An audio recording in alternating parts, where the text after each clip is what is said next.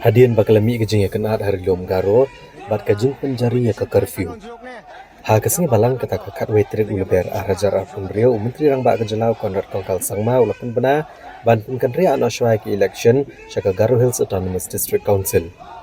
Conrad kongkal sangma ulong da kebabo ikejinglong jingman hari lom garo bat ikejing sngo pajba ke sarkar jela kelarai ban penkandria ashwai ke election ba kin sasyong ban shemikarai ban penyihat cekmat iknegakam ndaya mentahi larai ban penkandria ashwa yaki election MDC jangka Garo Hills Autonomous District Council. Keeping the current prevailing situation that is prevailing in Garo Hills right now, and keeping the sentiments of the people in mind, the government of Meghalaya has decided to postpone the Garo Hills Autonomous District Council elections.